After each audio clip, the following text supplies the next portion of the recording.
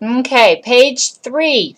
Again, you'll see the property address followed through as well as the ID number. So, inspection. Buyer chooses to conduct an inspection, not to conduct an inspection. Even if the buyer says, I don't want an inspection, don't let them waive the right to an inspection, because if they do, they don't have any recourse then to, if something comes up in this 5 business days, to back out. Now, a buyer's inspection is anything that they deem as an inspection. So typically we hire an inspector.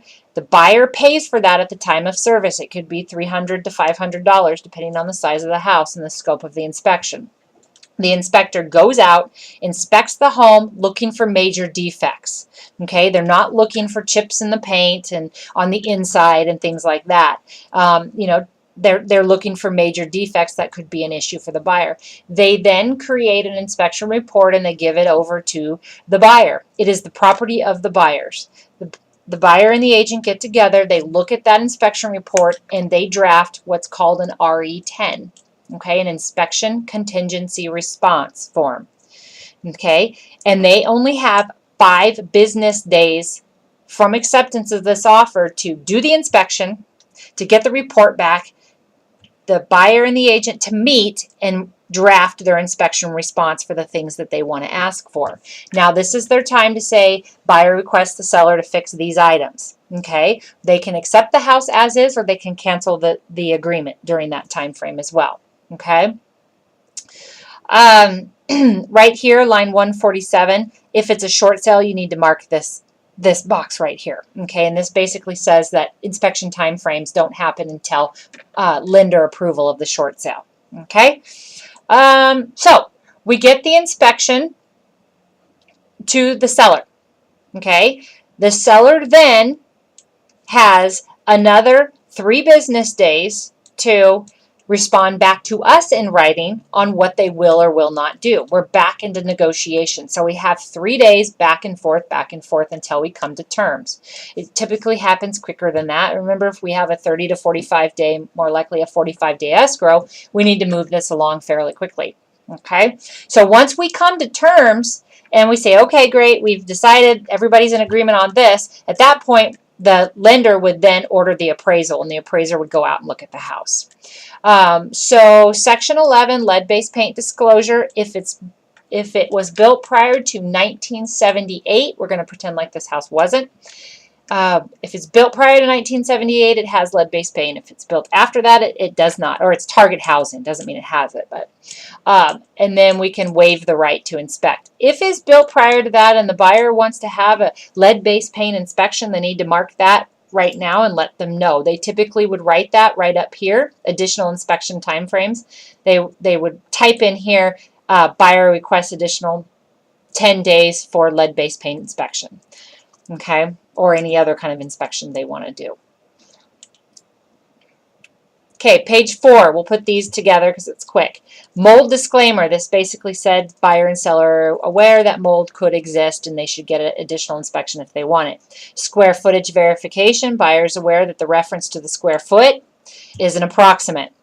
Seller property condition disclosure form. This is the form, the RE25, that the seller fills out at the time of listing the property. It's basically a checklist of items in the house. Do they work? Do they not work? Has there ever been an issue with it? Okay, and then down here it says buyer has received the seller property condition form. Not do they approve it, but have they received it and seen it. Okay, when you're getting ready to write an offer, best practice is to call the listing agent and ask for this seller property condition disclosure form so that the buyer can look at it when they're drafting the offer. There might be something in there they want to make mention of in the offer.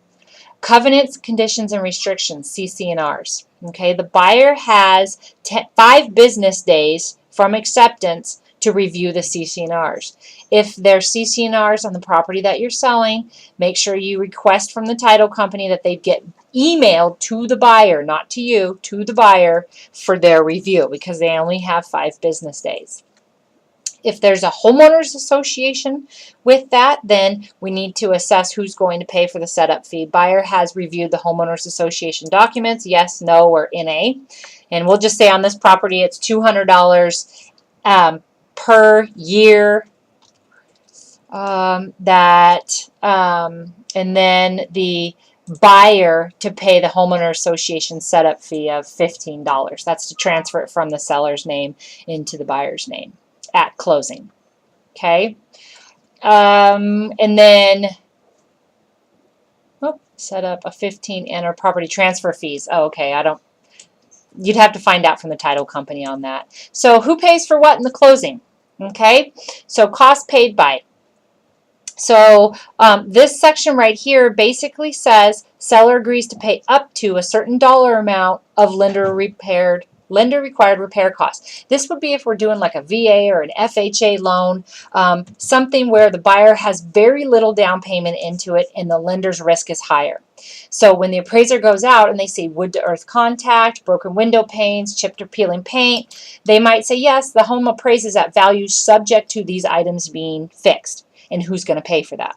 So you can put a dollar amount in here. In this market right now in 2017, I would suggest you put nothing in there because it's a competitive market.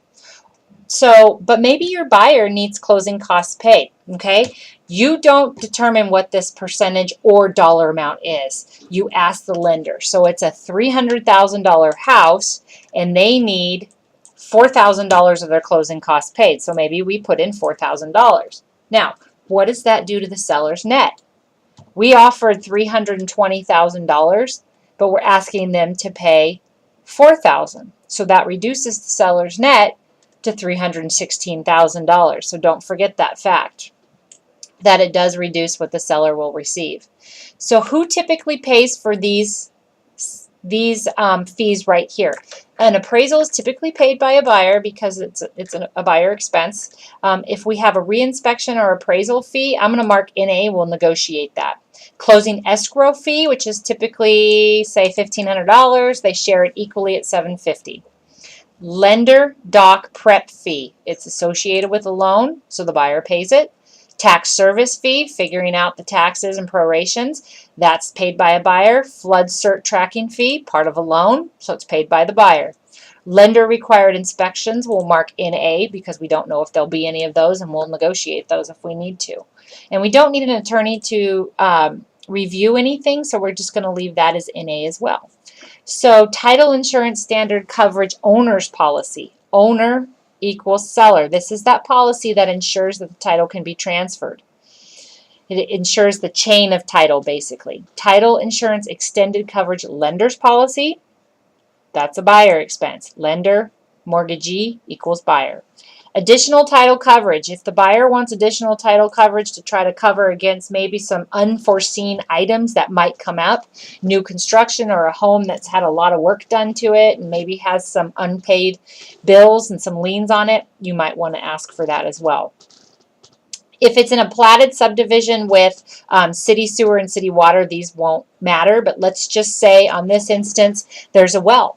Okay, typically the buyer would test for these two items, the potability, which is health of the water, and the productivity, which is gallons per minute. If it has a septic system, typically the seller pumps and inspects that. Okay, it's their due-dos, they should pump and inspect. And a survey, we'll just put NA because that would be negotiable. Occupancy, don't forget to mark whether the buyer does or does not. Is or is not going to occupy the home.